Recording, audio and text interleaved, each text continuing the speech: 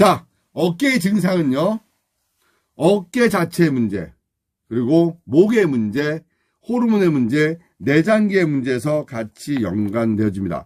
대표적인 어깨 질환은 오십견이라는 증상이 있고 회전근개 파열이라는 두 개의 증상을 가지고 어깨의 상황을 설명합니다.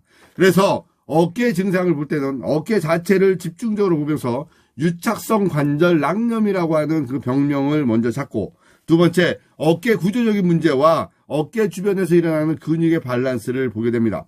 회전근개라고 구성되는 극상근, 극하근, 소원근, 견갑하근의 4개의 근육의 밸런스와 목과 어깨의 구조적 요소들, 쇄골뼈와 또 상완골과의 구조적 요소와 스카플라라고 하는 견갑골의 구조적인 요소가 유기적으로 움직이는지 확인.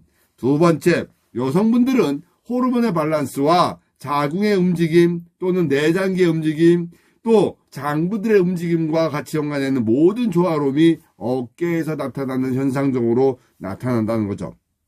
결국 통증이라는 것은 혈액이 소통이 되고 가동성이 움직여질 때 좋아지게 되는 거죠.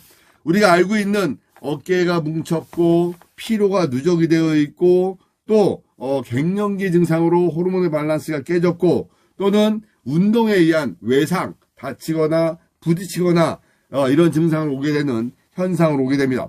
그런데 수기적으로 말이죠. 어깨를 설명할 때 중요한 이유 중에 하나가 어깨의 움직임은 팔의 움직임으로만 국한하지 않는다는 거죠.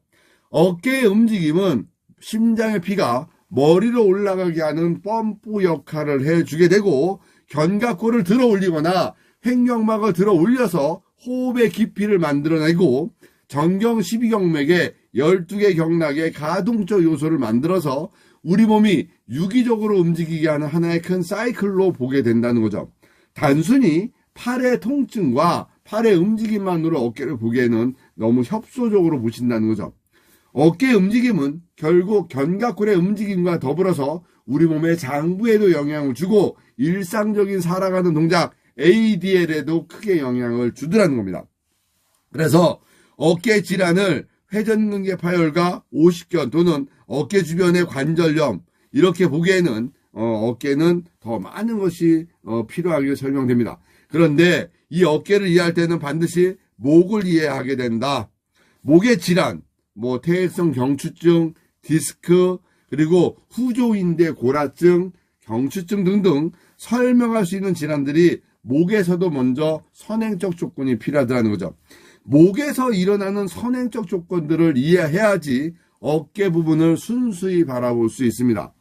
어깨를 단순히 나이가 들어서 오는 갱년기 질환, 오십견으로 보기에는 우리는 생각의 틀을 조금 바꿔야 된다는 거죠.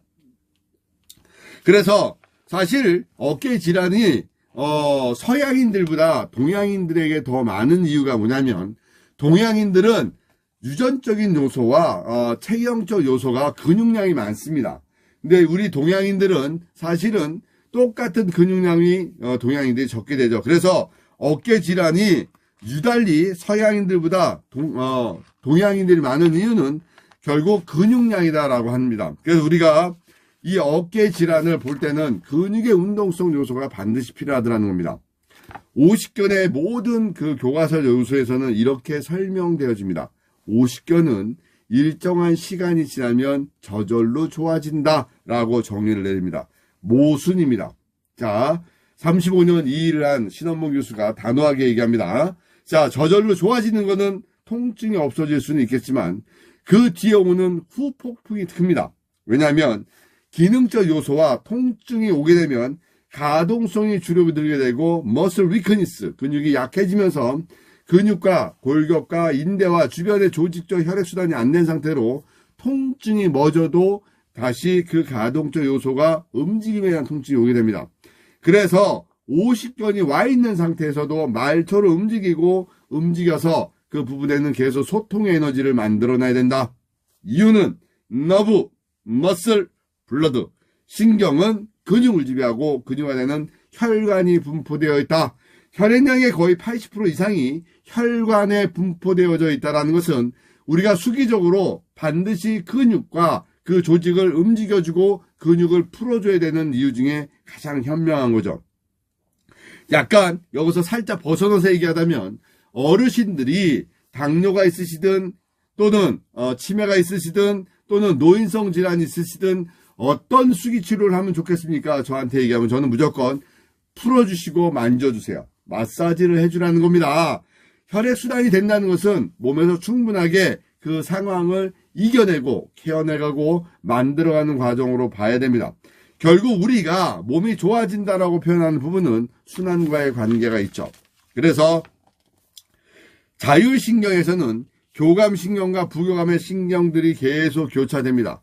그래서 어깨는 우리가 하루 종일 일할 때 자율적 요소의 신경이 개통해서 움직임의 에너지로 가게 됩니다. 그러나 밤이 돼서 우리의 유주 방향의 경락적 요소가 다시 한번 흘러가는 그 시점 돼서 부교감의 에너지가 떨어지게 되면 우리 몸은 혈액의 에너지와 치유의 에너지가 작동하게 됩니다. 자, 똑같은 밥을 먹습니다. 똑같은 밥을 먹고 똑같은 음식을 먹을 때 우리 몸의 체중과 또 몸에서 살이 찔 수 있는 음식은 언제 먹는 게 살이 찌느냐라고 한번 제가 제 나름대로 저만의 이론적 배경으로 설명합니다. 자, 우리는 낮에 먹고 움직이는 것은 교감적 요소에서 작동하는 에너지라고 보게 됩니다. 그러나 4시 이후부터 5시 가까이 되기 시작하면 이제 밤으로 들어가면 우리 몸은 이제 부교감적 요소의 시계, 인체 시계가 작동하게 됩니다. 그래서 5시부터 먹는 모든 에너지들은 이제 몸에서 써야 되는 에너지와 내일 아침이 밝았을 때 교감적 에너지를 쓸 수 있도록 비축을 하거나 저장하는 에너지로 바뀌게 됩니다. 똑같은 물을 마셔도 이렇게 마셔도 낮에 마시는 물과 오후에 마시는 물은 그 기능적 요소가 틀릴 수밖에 없더라. 오후에 마셔주는 물은 내가 혈액에도 쓰고 세포에도 쓸 수 있는 기능적 요소로 쓰게 되고 낮에 마시는 물은 흡수와 소통시켜주는 윤활유 같은 역할로 주로 쓰게 되겠죠. 자, 그렇다면 여러분들은 내 몸에서 나이가 들어가서 수분이 부족하고 내 몸의 근골격계가 약해지는 상태가 오는 수분성 질환이 오게 되는 위경의 문제가 오게 되는 분들은 5시 이후에 약간의 염도가 들어가 있는 물을 마셔주는 것은 치료적 접근에서 크게 가는 방향이겠죠. 자, 오십견과 어깨 질환의 모든 질환을 다시 한번 살펴보게 된다면 목과 어깨는 같이 가더라. 그러나 여기에는 가동성과 기능성이 일어나는 것이다. 우리가 ROM이라고 표현됩니다. Range of Motion입니다.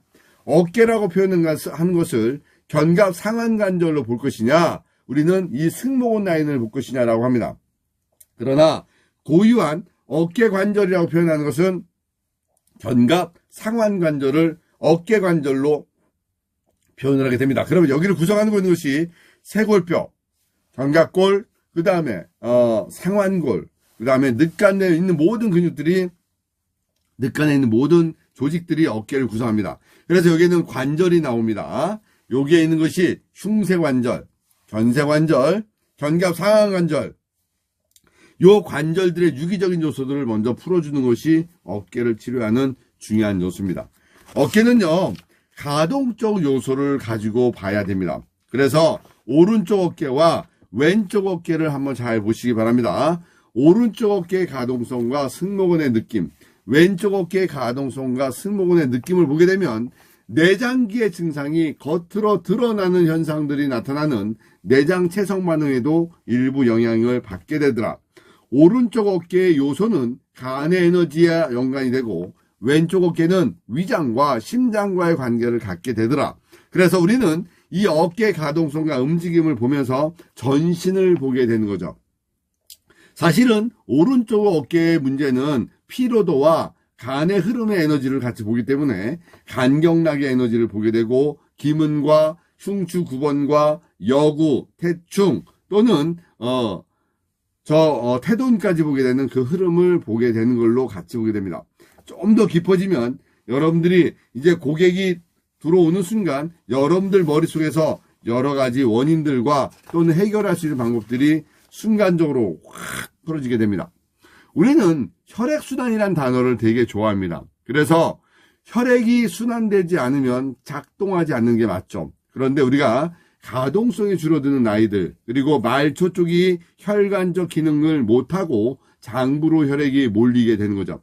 그러면 우리 몸은 열의 에너지와 치유의 에너지와 순환의 에너지가 공존하게 됩니다.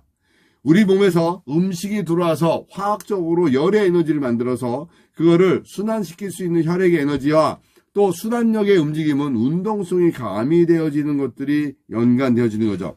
그래서 우리가 만져주고 풀어주고 주물러주는 것도 그거 이상 좋은 치료가 없을 수도 있습니다. 그러나 통증에는 일정한 사이클이 있더라. 통증기, 유지기, 그 다음에 치유기가 있는데 통증기에는 너무 급격한 치료를 하게 되면 오히려 통증의 양만 유발되기 때문에 통증기에는 몸의 상태를 지켜보면서 혈액순환에만 그 영향을 주게 됩니다. 세월의 장사가 없다라고 표현을 하죠. 우리가 똑같은 양의 증상이 젊은 사람들에게 오는 증상과 나이 들은 사람이 오는 증상은 분명히 틀립니다. 회복력도 틀립니다. 그래서 제가 경락적 요소에서 간경락, 위경락, 비경락의 비중을 두고 그 포인트를 수기적으로 활용을 합시다라고 얘기하는 것들도 통증과 혈액을 주관하는 간경락과 수분의 흐름과 근본적 요소의 위경락을 케어하고 비경락을 통해서 조절해 줄 수 있는 능력을 만들어서 인체를 만들어가는 겁니다. 그러나 우리가 나이가 들수록 그 기능은 떨어지게 됩니다. 그러면 최소한의 그 기능적 요소를 먼저 봐야 되는 거죠. 모든 처방전이 똑같을 수가 없다. 운동 처방전이든 치료 처방전이 똑같을 수 없다. 그 사람의 나이와 가족력과 그 다음에 그 사람이 가지고 있는 병력을 집중적으로 봐야 되고 직업적 요소를 봐야 되게 되는 거죠. 그래서 때로는 그 사람에게 수기적으로 더 많은 걸 요구할 때가 있고 때로는 운동적인 요소를 더 많이 요구할 수도 있죠. 그러나 유전적으로 약하게 태어난 사람들에게는 그 사람이 버틸 수 있는 힘의 에너지만큼